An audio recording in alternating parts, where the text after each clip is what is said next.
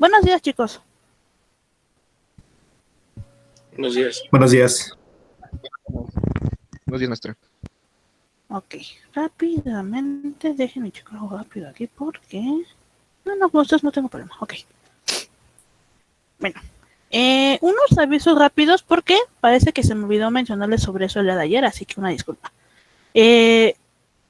Con respecto a justamente los trabajos de producto final especialmente, para que no se les haga tan pesado, digamos, esta parte de trabajarlos, ahora sí que estos productos, los pueden trabajar en equipo.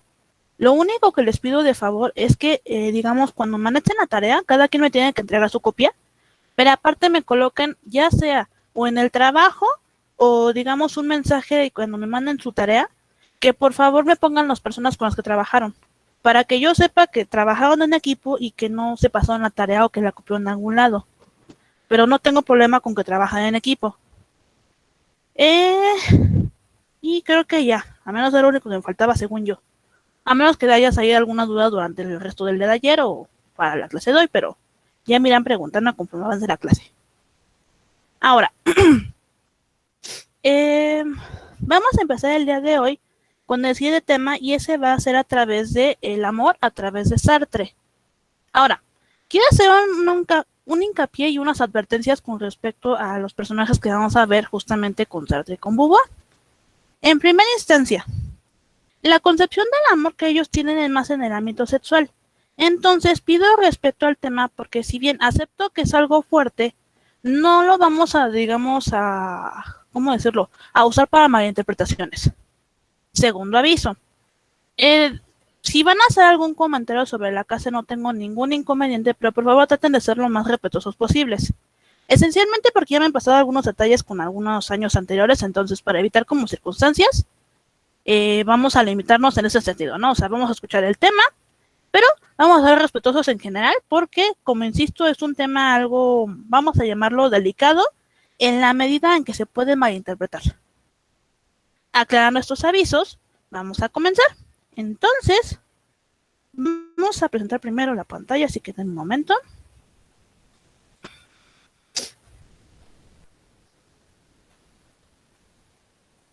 Ok, ahí está.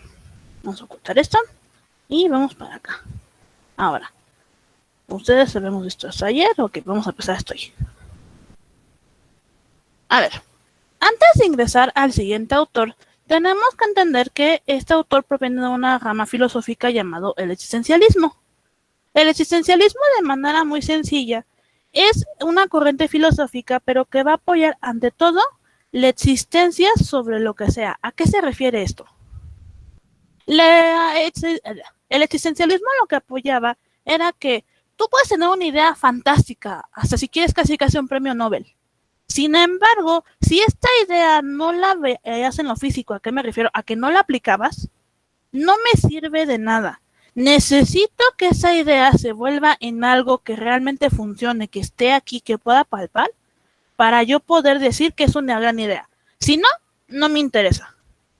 Es decir, si por ejemplo se me ocurre, no sé, una idea para mejorar el sistema, no sé, de cañerías de la ciudad, pues está perfecta. Pero si esa idea solamente se queda en idea, pues qué padre, ¿no? Pero a mí no me sirve, según el existencialismo. Necesitaría yo llevarla a cabo en el sentido de presentar mi idea, comentarla cómo va y aplicar las reformas para que, digamos, ahora sí sea algo válido para esta corriente.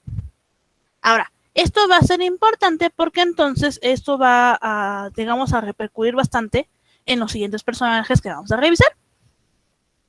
Ahora bien, entendido más o menos un poco de dónde viene, digamos, la ideología principal de estos dos autores, vamos a revisar el día de hoy a Jean-Paul Sartre con su tema El sexo y el deseo. Ahora, vamos a plantear a Sartre de la siguiente manera. Era un autor un tanto, ¿cómo decirlo?, radical para su época. Estamos hablando que él estuvo presente de 1905 a 1980. Estamos hablando básicamente de una época todavía bastante conservadora, en el sentido de que la mujer era muy mal vista hasta por usar ropa corta. que esta parte, digamos, de que si bien siempre ha habido inhibiciones con respecto a, digamos, a la juerga, propiamente las relaciones sexuales y demás, era más, digamos, todavía más mal visto que fuesen tan liberales. ¿Liberales en qué sentido? En que se fueran pregonando que realmente se mantenían de una manera constante. Y es entonces cuando Sartre se encuentra en una situación, en un contexto histórico demasiado conservador, y a él lo toman como alguien súper libertino y alguien amoral. ¿Por qué? Porque no se establece bajo las situaciones y las creencias de este momento histórico de su vida. Ahora bien, en este caso vamos a hablar de Sartre desde su texto que se conoce como El ser y la nada, especialmente con lo que relacionado con las relaciones concretas en el prójimo.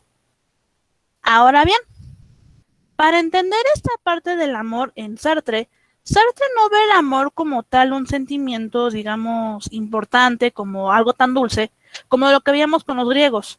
Si se recuerdan en la obra anterior que vimos el día de ayer, lo que veíamos era que muchos de los personajes del banquete de Platón veían al amor como un sentimiento que te iba a dar valor, que te iba a ayudar a conocer al prójimo, que te iba a dar una sensación de calidez y de fuerza.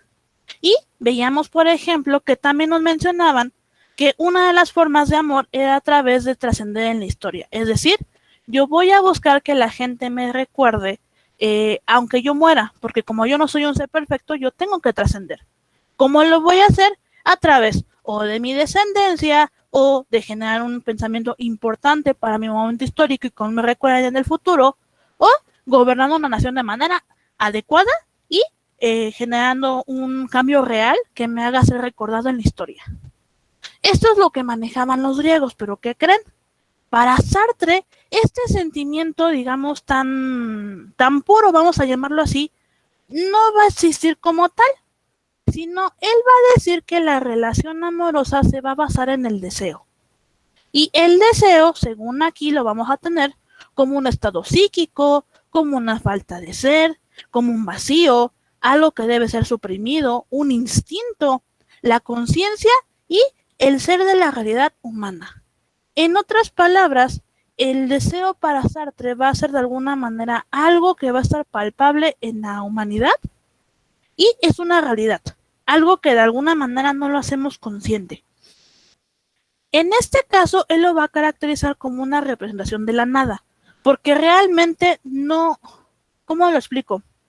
Este deseo palpable que va a estar inmerso en mi alma no va a ser necesariamente algo, pues algo físico, pero al mismo tiempo tampoco va a ser algo mental. Y al final, el autor lo relaciona con la nada. Ahorita lo voy a explicar más profundo, digamos, esta situación. Ahora, de manera específica, ya llevándola a un contexto mucho más, ¿cómo llamarlo? Pues más adecuado, vamos a conocer como el deseo a aquella situación que nos permite percatarnos de nuestra presencia en el mundo. ¿A qué se refiere? Nosotros sabemos que somos personas en una realidad. Sin embargo, no es hasta que comenzamos a desear algo en el que nos damos cuenta que somos presentes en este mundo. Sabemos que tenemos un objetivo. Porque cuando somos niños somos ajenos a la realidad en la medida de que no sabemos qué esperar. Pero cuando comenzamos a desear cosas nos damos cuenta que no es tan fácil conseguir todo lo que queremos. Que a lo mejor si por ejemplo de niño yo quería ciertos juguetes, pero son demasiado caros, no los voy a obtener. Y me doy cuenta que yo deseo esos juguetes aunque yo no tenga la posibilidad de tenerlos. ¿Y cómo los voy a obtener? Ah, pues en ese sentido, entonces tengo que buscar la forma de obtener esos objetos que en este caso son los juguetes. Pues bien, el deseo se va a manifestar no solamente en este ámbito, sino en el ámbito de que voy a intentar poseer todo lo que a mí se me venga en gana. ¿En qué me refiero? En objetos, ya sea materiales, ya sea sentimentales, pero también en el ámbito de los humanos. ¿A qué me refiero? En el momento en que yo me doy cuenta que deseo a otra persona, que deseo poseerla, en ese momento me doy cuenta que yo existo en el mundo y de esa persona también existe en mi mundo, existe en mi realidad. Por eso es que Sartre también va a manejar esta situación de que el deseo se ve equiparar a la nada, porque el deseo es la nada hasta que se entiende qué es lo que se quiere, qué es lo que se desea y nos percatamos de nuestro lugar en el mundo. Ahora bien, cuando yo me percato de mi deseo y me percato de mi presencia en el mundo, yo me convierto en una entidad consciente, es decir, en un ser consciente de mi alrededor, de mi prójimo y de lo que conlleva. De tal manera en que en este momento esta entidad consciente que soy va a estar dotada de una libertad que al mismo tiempo es una contingencia y una responsabilidad. Esto lo vamos a ver más adelante en otras unidades, pero les voy a adelantar. Para Sartre, nosotros cuando nos damos cuenta de la libertad que tenemos para poder existir en este mundo, pero también nos dábamos de la libertad del prójimo, en este momento esta libertad se vuelve una maldición. ¿Por qué? Porque yo tengo que entender que si bien tengo libertad para comportarme como a mí se me da la gana, esa libertad va a estar limitada al prójimo, a que yo no puedo violar las libertades de mis semejantes. Y es entonces cuando esta, digamos, responsabilidad se va a convertir en el cuerpo y en el deseo. El cuerpo va a desear algo, pero esto va a estar limitado a mi semejante. ¿Cómo va a funcionar entonces esta situación? Pues bueno, entonces va a quedar así. El sujeto, nosotros mismos, tenemos la capacidad de identificar a sus semejantes en un contexto físico, es decir, yo soy consciente de mí mismo como individuo. Entonces tengo la capacidad de identificar a mi otro igual, es decir, a otra persona en mi contexto físico. Y también voy a tener la facilidad de poder entender que yo deseo a esa persona en específico para algo más. Y es entonces cuando nos lleva a esta idea. El individuo no puede abstraerse ni aislarse de su relación con los otros, pues el deseo lo llevará inmediatamente a pensar en ellos. El infierno son los otros. ¿A qué se refiere esta idea? A que cuando yo me doy cuenta de que otro individuo que está en mi contexto existe y además lo deseo, yo me doy cuenta de la presencia de ese otro. De repente alguien me hacía comentario en el pasado de si yo soy una persona asocial que no me quiero, digamos, relacionar con nadie, entonces, digamos, ¿cómo digamos, aplicaría esto conmigo? Pues bueno, según Sartre dice que no importa qué tan, digamos, aislado seas del mundo, en algún punto tú vas a desear a otra persona. No necesariamente de manera sentimental, sino porque te atrae físicamente. Y en ese momento en que te atrae físicamente, la vas a desear, porque eso es parte del deseo. Esa parte que me atrae. De tal manera que no importa qué tanto te abstraigas del mundo, siempre ese deseo palpable que va a estar en tu ser te va a llevar a pensar en el otro. Y cuando te das cuenta del otro, ya valiste según Sartre. ¿Por qué? Porque estás a la expectativa de qué va a deparar el mundo para ti. Y por eso hace esta afirmación de que el infierno son los otros, porque yo me voy a dar cuenta de todas las restricciones que tengo al percatarme del otro, de otras personas. Porque no es como puedas llegar, por ejemplo, a patear a una persona, porque esta persona, a lo mejor si te toca suerte nada más se mira feo, y si no te va a agarrar seguramente a trancazos. Entonces al final estás limitado a los demás. Y esto es un asunto muy fuerte. Y es justo cuando también va a salir la siguiente afirmación. El sadismo es el fracaso del deseo y el deseo es el fracaso del sadismo. Esto se va a referir a que normalmente como nosotros, digamos, el deseo nos va a hacer querer poseer o, digamos, tener a otra persona de tal manera en que va a estar esa idea constantemente. Sin embargo, digamos, en el caso del sadismo, sabemos que es de alguna manera, un comportamiento que es básicamente hacer querer sufrir a otra persona. Ahora, En este sentido, se dice que el sadismo es el fracaso del deseo porque el deseo te permite percatarse de otra persona, pero en teoría el deseo lo que te hace querer es de alguna manera tenerla, pero cuando no la tienes, entonces se genera el sadismo, porque el sadismo de alguna manera me va a generar esta frustración de no poder poseer al otro. Y es por eso que se dice que el sadismo es el fracaso del deseo. Y de la misma manera, el deseo es el fracaso del sadismo, porque cuando el deseo se cumple, cuando yo llego a poseer esa persona que a mí me llamó la atención, que me agrada, en el sentido, digamos, pues carnal, entonces ahora el deseo le gana al sadismo. ¿Por qué? Porque ya no voy a llegar a lastimar al prójimo. Así es como funciona esta idea. Ahora, Sartre va a decir que el deseo sexual, el deseo carnal, va a ser muy similar al hambre o la sed. ¿En qué sentido? En que yo voy a buscar saciarla. Sin embargo, el hambre y la sed son más fáciles de saciar a diferencia del deseo sexual, porque tenemos dos perspectivas aquí. En primera instancia, cuando hablamos de deseo sexual, estamos hablando de cuando una persona busca el placer carnal en otra persona. Ahora, tenemos dos tipos de personas, las que realmente su deseo carnal no es tan fuerte, vamos a llamarlo así. Entonces, una sesión o dos a la semana, supongamos, van a ser suficientes y no va a haber ningún problema. Pero luego tenemos enfermedades como lo que es la ninfomanía. Y en este momento son personas que necesitan muchísimas más sesiones que esas para poder saciar pues sus instintos carnales. De tal manera, por eso que Sartre va a decir eso, va a ser muy difícil saciar el deseo carnal, el deseo sexual. ¿Por qué? Porque así como puede ser muy rápido, puede ser muy complicado, puesto que la persona necesita más y más y más. Y eso nos va a llevar justo a la problemática de su teoría. Y va a entrar así.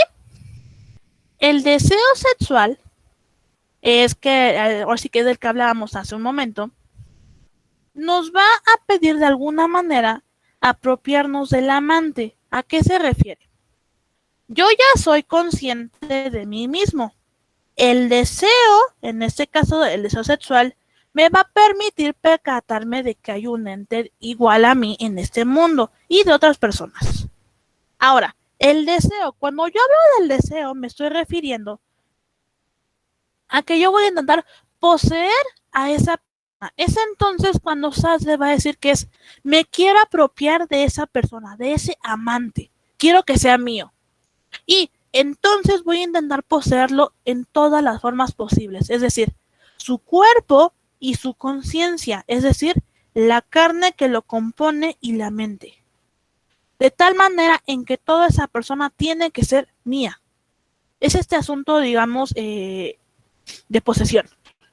Ahora bien, este deseo sexual, ya que sé que me quiere apropiar de otra persona, me va a prometer encontrar una persona completa. Es decir, mi deseo como tal es encontrar una persona completa, poseerla por completo, porque es mía, porque es mi propiedad, porque lo deseo así. Esta es de alguna manera la parte más absurda que nos plantea la obra de Sartre, porque efectivamente los seres humanos somos así. Queremos poseer todo para nosotros, absolutamente todo. Su mente, su cuerpo y todo lo que es esa persona debe ser para nosotros. Y es entonces cuando Sartre va a decir que este tipo de relaciones van a estar condenadas al fracaso, porque eso nunca va a ser posible. ¿En qué sentido? Probablemente pueda someterlo en nivel, digamos, su cuerpo puede ser mío, pero su conciencia puede que esté en otro lado. Entonces, al final, nunca voy a poder poseer completamente a mi amante. A lo mejor solamente parcialmente, pero no completamente. Eso es lo que dice de alguna manera Sartre con respecto a esta parte de la posesión. Ahora bien, este deseo sexual que tenemos de posesión va a estar encarnado propiamente en nosotros como individuos. Y en este momento se va a generar de la idea la conciencia de mi cuerpo y a través de mi cuerpo. Es decir, yo soy consciente de quién soy como individuo, como persona física. Y también estoy consciente de qué es lo que quiero, qué sensaciones me agradan. Y esto va a sonar un poco fuerte, me disculpo de por medio, Pero una persona tiene que saber, y uno se conoce, sabe perfectamente qué es lo que le agrada y qué es lo que no, y qué es lo que busca en este sentido en una relación carnal.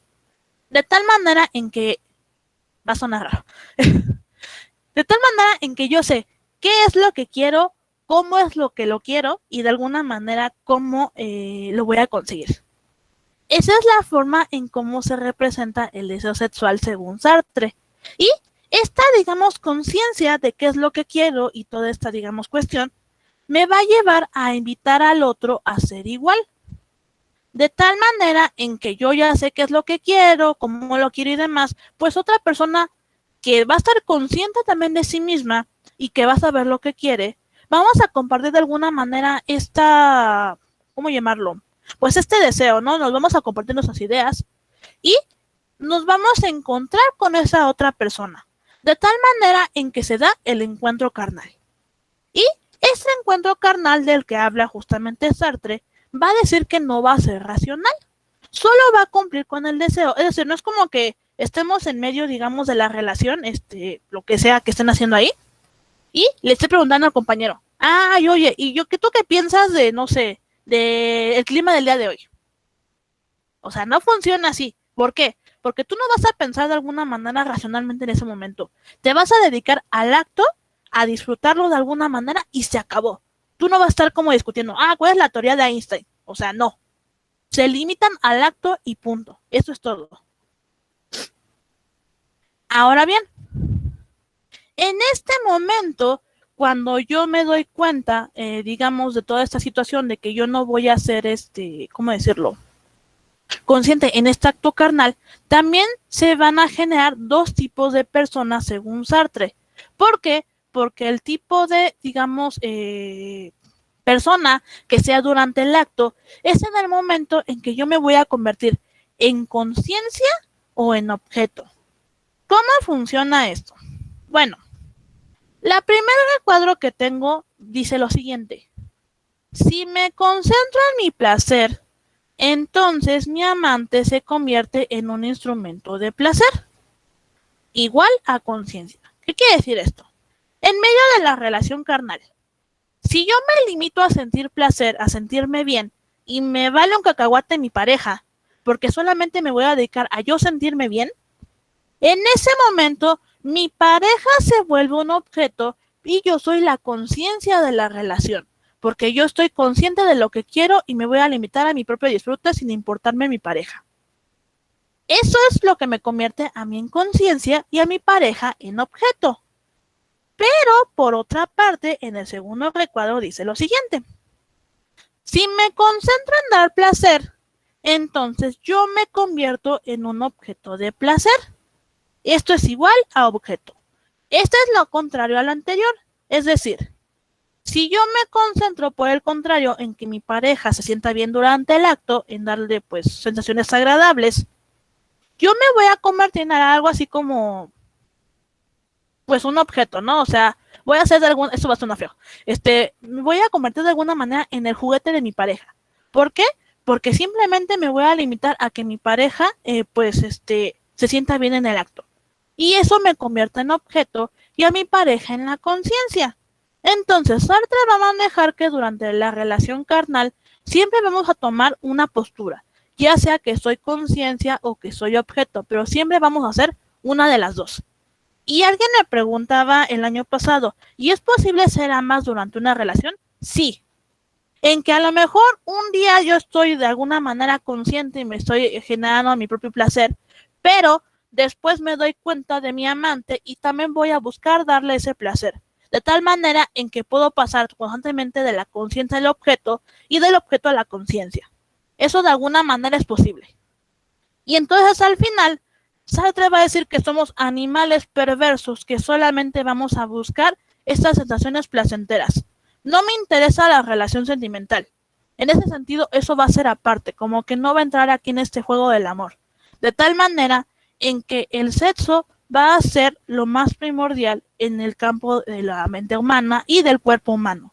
Y es entonces cuando hace la declaración. El sexo es perversión. Entonces, de manera concisa, hasta aquí, ¿qué me entendieron con respecto a Sartre?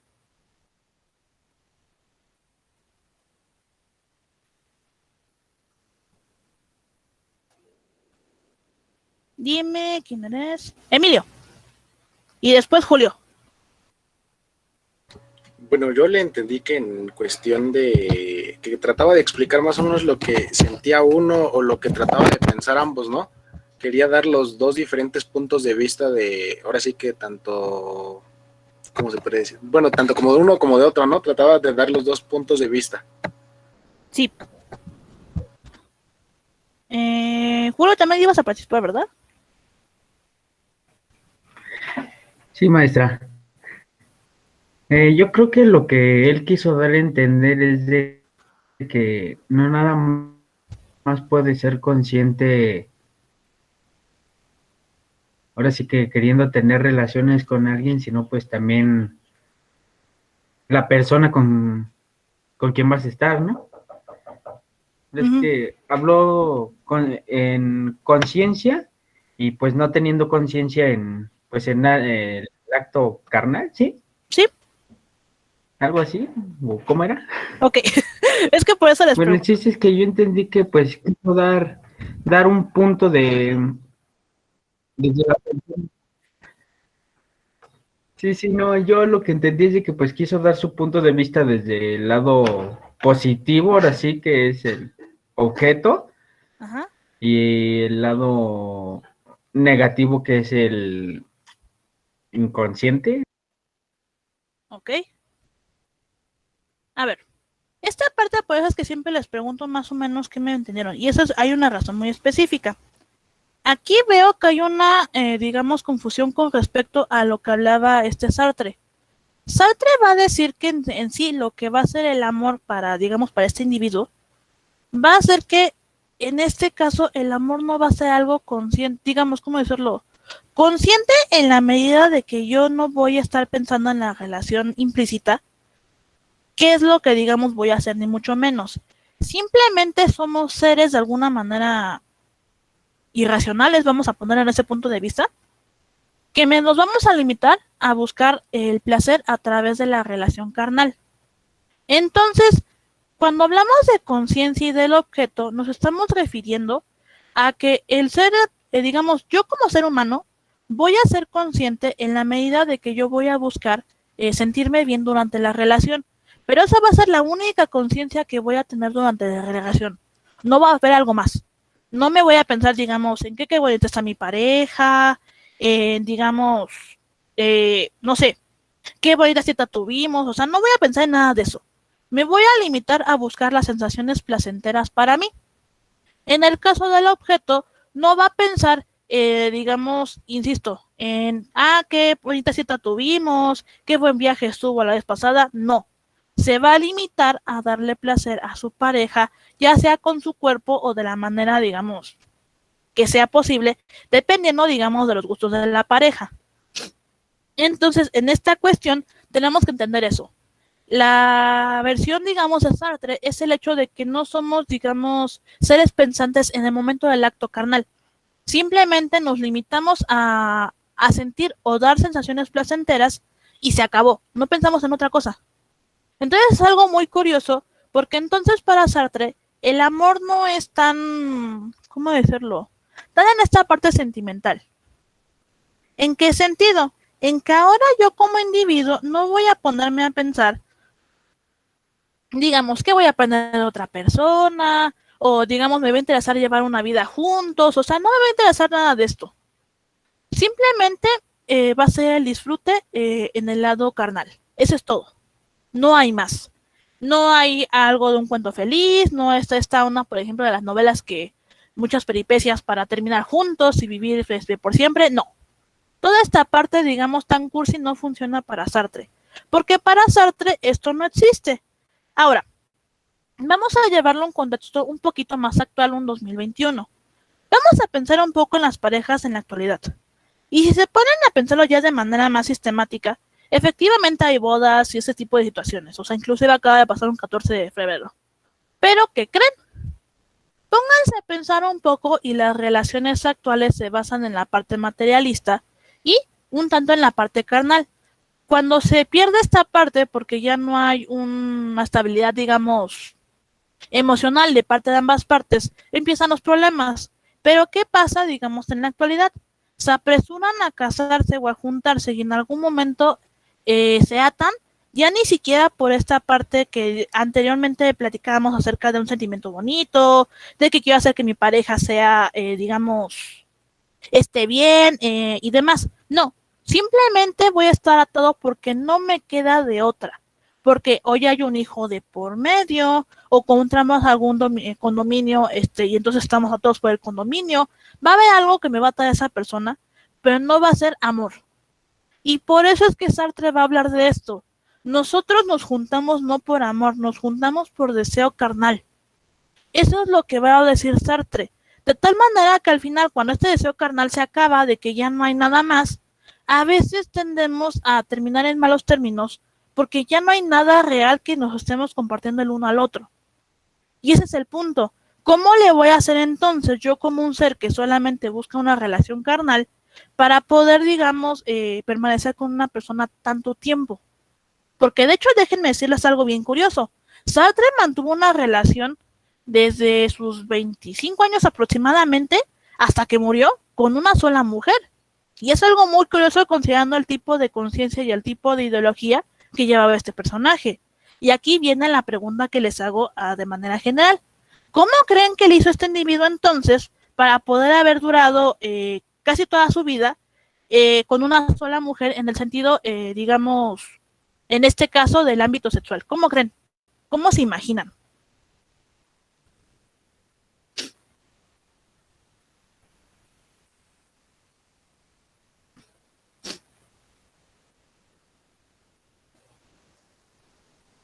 Alguien hágase presente, no me hagan creer que estoy en una sesión espiritista.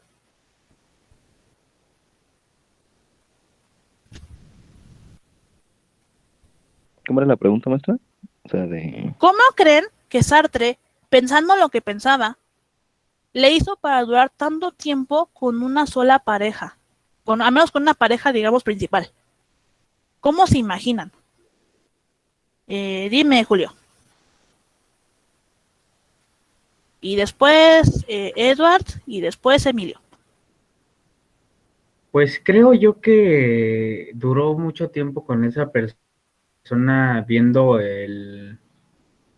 los distintos casos o ejemplos para él mismo de las distintas parejas pues ahora sí de cómo era su relación. No era una relación estable por lo que quiero entender, ¿no? Uh-huh. Entonces, pues él, me imagino, pensó o dijo, voy a hacer la diferencia entre los demás y voy a hacerlo no voy a hacerlo, sino voy a cambiarlo. Ok. Voy a tener a una sola persona, no para necesidad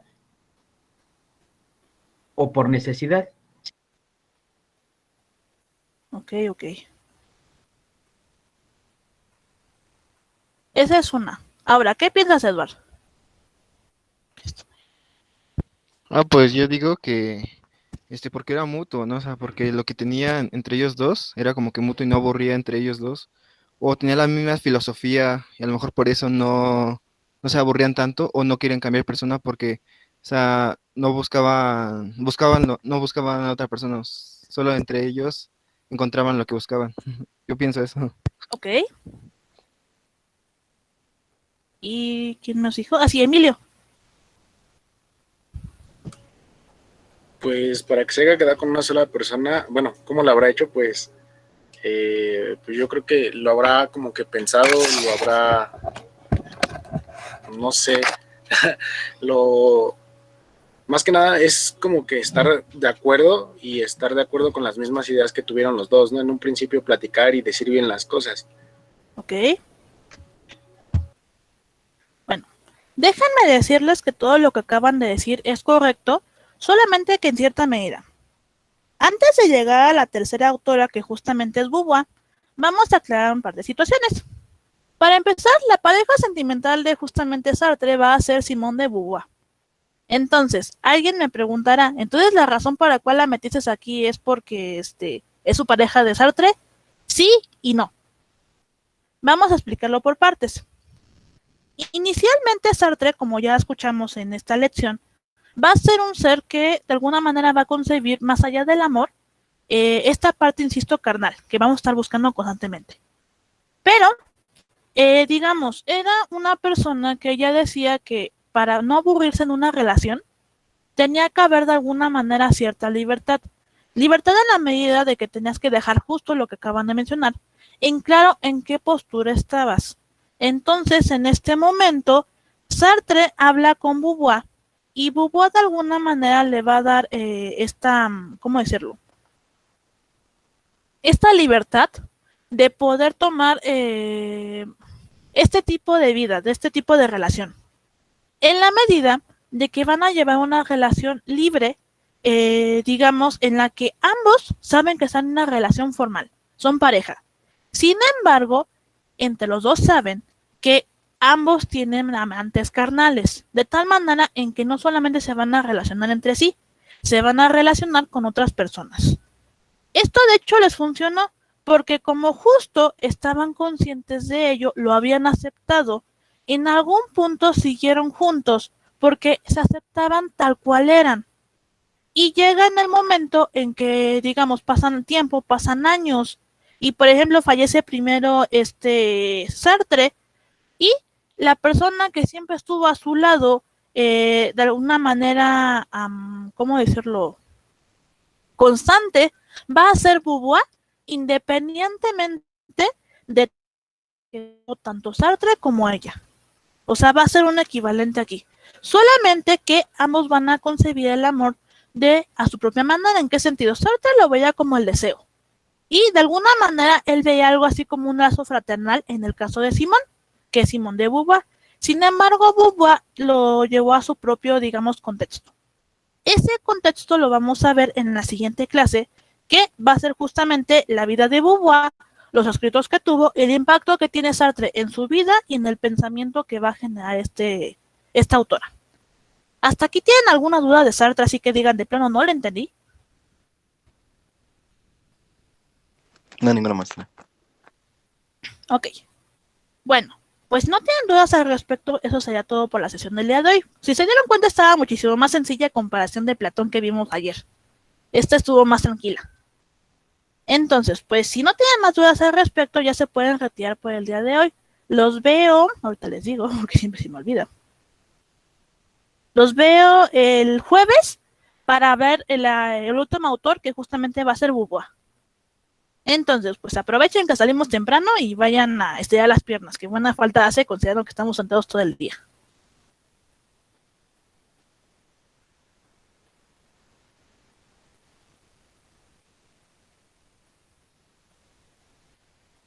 A ver, dejen quito esto de aquí. Ok, maestra, gracias.